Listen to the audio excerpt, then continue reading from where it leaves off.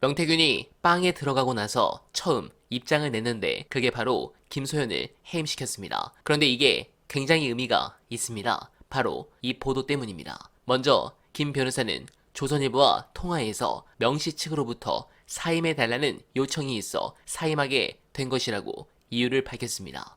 또 명씨와 관련한 추가 변론은 맞지 않을 예정이라고 했습니다. 그러나 명태균 측은 김 변호사에게 자신의 정치자금법 위반 혐의 사건을 사임하고 그 대신 이 의혹을 처음 폭로한 언론사 뉴스토마토에 대해 자신이 제기한 민형사소송 사건 대리를 맡아달라고 요청했다라고 했습니다. 이를 김소연이 거절한 것인데 이건 돈도 돈이지만 자기가 원하는 이준석 부분이 아니라서 서로 이별을 한 것 같습니다. 그런데 저는 이것도 있습니다.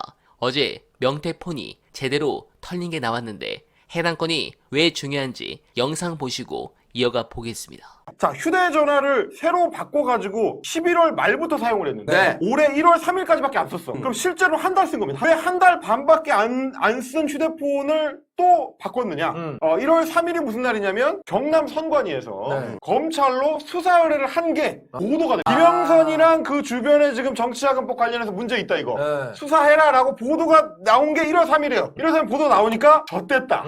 아, 큰일 났다. 라는 생각을 한 거죠. 그래서 강혜경 씨한테 전화를 해가지고 지난번에 그 컴퓨터 바꾸라고 한 거 그거 어떻게 네. 됐냐. 그래가지고 하드디스크 갈아라. 버려라. 그 얘기를 한 게 1월 3일입니다. 그리고 나서 핸드폰도 교체. 그리고 나서 핸드폰을 바꿔버리고 그리고 나서 그 핸드폰을 갖고 있다가 그러니까 세대를 갖고 있잖아요. 예. 갖고 있다가 올해 9월에 막 뻥뻥 터지기 시작하고 예. 검찰 수사가 좁힐 것 같으니까 9월 24일 날 네. 포렌식 업체 찾아갑니다. 아마 처음에 깜짝 놀라가지고 뭘 지원한 것 같아. 지웠다가 이거를 자기 카드로 써야 되니까 네. 복구 좀 해주쇼 해서 다 살린 거예요. 근데 한 달밖에 안 쓴 핸드폰에 어떻게 사진이 2만 장이 들어가 있습니까? 이상하잖아. 그러면은 그 전 거를 그대로 옮겨서 데이터- 그런 거지. 네. 그대로 데이터를 넘겨받은 겁니다. 그렇죠. 그렇다라는 얘기는 뭐냐면 휴대전화 세대에 들어있던 그 자료들이 이전에 썼던 거 2021년에 쓰고 2022 쓴 거 그대로 여기로 넘어와가지고 그대로 검찰로 넘어갔을 가능성. 네, 공감합니다. 말 그대로 황금폰입니다. 명태균도 똑똑한 척 하더니 바보군요. 이걸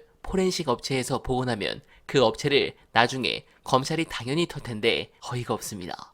이거 마냥 나중에 특검이 들어가서 저거 제대로 수사하면 저쪽 여당의 주요 정치인들은 정말 다 죽을 것 같습니다. 그래서 이번 특검에 민주당이 더욱 신경을 써야 합니다. 그리고 전략을 좀 변경해야 될 것 같습니다. 신중하게 중요한 녹취를 푸는 것은 좋지만 지금은 민주당이 있다면 가장 큰 카드를 위중교사 선고 전에 무조건 풀어야 합니다. 그래서 이 기세를 한번 날려야 합니다. 현재 다수의 국민은 두창의 육성을 들었기 때문에 그에 준하는 녹취가 터지지 않으면 반응을 이끌어내기 어렵습니다.